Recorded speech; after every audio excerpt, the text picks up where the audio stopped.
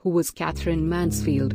Biography of famous New Zealand writer Katherine Mansfield. Welcome to Mr. Biography YouTube channel. This video is about the world-famous New Zealand writer Katherine Mansfield. Hope you will enjoy this education-based video and share it with your friends and family. Katherine Mansfield was born in Wellington, New Zealand in 1888. Katherine Mansfield Beauchamp was the third child born into the wealthy Beauchamp family.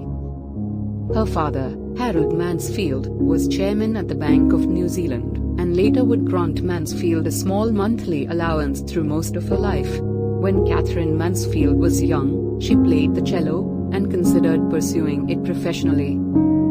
Her first published story in the High School Reporter at Wellington Girls' School appeared in 1898 when Katherine Mansfield was only 10. 2 years later, Katherine Mansfield published in the New Zealand Graphic and Ladies' Journal, which was considered her first commercial publication.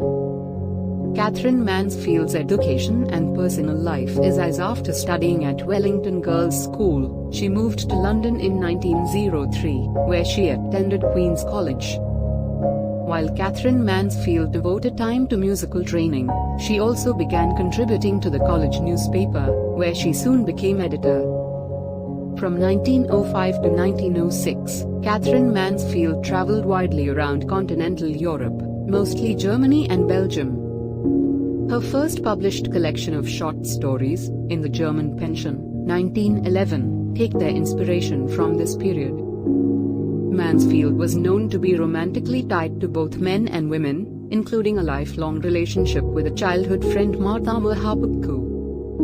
Mohapukku's Maori heritage fostered an interest in Maori culture for Mansfield, as well as an involvement with research and activism for Maori people in New Zealand. In 1909, Katherine Mansfield became pregnant. The child belonged to Garnet Trowell, the son of her cello instructor, whose family she had spent considerable time with. The same year, after they parted, Katherine Mansfield hastily married George Bowden, a singing teacher 11 years her senior, but the marriage was eventually annulled due to a failure to consummate. When visiting her daughter in London, Katherine Mansfield's mother disapproved of both her pregnancy and her lesbian relationships, forcing Mansfield to a spa in Bavaria to birth the child. While there, Katherine Mansfield suffered a miscarriage. When she returned to London in 1910, she placed writing pieces in the socialist magazine, The New Age, and Fiction in Rhythm, through which she met John Middleton Murry. They quickly developed an on-again, off-again relationship and eventually married in 1918. While Katherine Mansfield initially intended to pursue a career in music, her reading interests developed an adoration of the work of Oscar Wilde and the French symbols that made her want to try her own hand more seriously at writing. After her tour around Europe, Katherine Mansfield returned to New Zealand, where she began writing short fiction in earnest, publishing in the Australian journal Native Companion, for the first time under the name Katherine Mansfield. While in Bavaria after the miscarriage recovering her health, Mansfield also became acquainted with the stories and plays of Russian author Anton Chekhov, which would heavily influence her late work. In London, Katherine Mansfield befriended members of, and is often affiliated with, the Bloomsbury Group. This group was made up of a number of authors, artists, and intellectuals including Virginia Woolf, her husband, Leonard Woolf, the artist Vanessa Bell, D.H. Lawrence, Lyndon Strachey and many others on its fringes. The group embraced a free, bohemian lifestyle with a focus on generating art and culture. Woolf's Hogarth Press solicited Mansfield's story Prelude to publish in 1918. After her lover, John Middleton Murry, lost the editorship of Rhythm due to mismanagement by the publisher, he took the helm of Athenaeum, where Mansfield wrote over 100 book reviews over the next several years.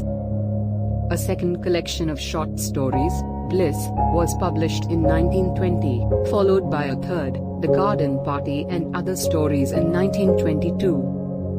The final years of her life were marked by a tempestuous relationship with Murray and a struggle to write while maintaining her health in Italy, Switzerland, and France. Her final short story, The Canary, was written in 1922. After Katherine Mansfield's death, Murry took on the responsibility for seeing through the publication of two posthumous collections, The Dove's Nest, 1923, and Something Childish and Other Stories, 1924, as well as a volume of poetry and, later, volumes of letters and criticism. Katherine Mansfield's health problem and death. At age 29, Katherine Mansfield was diagnosed with pulmonary tuberculosis, which would chart the course of her life over the next several years. While the typical treatment was placement in a sanatorium, Katherine Mansfield worried that it would impede her ability to write.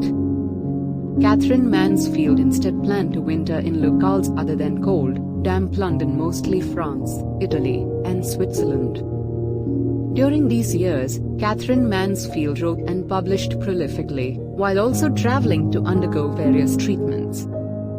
When her divorce from George Bowden was finalized in 1918, she married Murray, though they were often separated. While Mansfield was extremely ill during this period of her life, it is considered the time in which she wrote her best work. Most of it was published posthumously after Katherine Mansfield's death. Her final year of life was spent, in France, at G. Gurdjieff's Institute for the Harmonious Development of Man. In 1924, Katherine Mansfield suffered a pulmonary embolism caused by the tuberculosis while climbing a flight of stairs. Katherine Mansfield, Short Stories and Literary Accomplishments. Katherine Mansfield's short fiction is considered the definitive example of the modernist short story. Modernism in writing, art, and culture was a reaction to the realism of the previous decades. Modernism prized the subjective over realism's reach toward objectivity. Modernist authors often reveled in stream of consciousness-inspired writing, fragmentation, and unreliable narration. If realism presented the world as it was, the modernists sought to capture it as singular only to its characters and the minds we inhabit as readers and viewers. Thanks a lot for watching our professional biography videos on Mr. Biography YouTube channel. You can help us to promote our YouTube channel by like, share and subscribe Mr. Biography YouTube channel. Thanks for watching full video.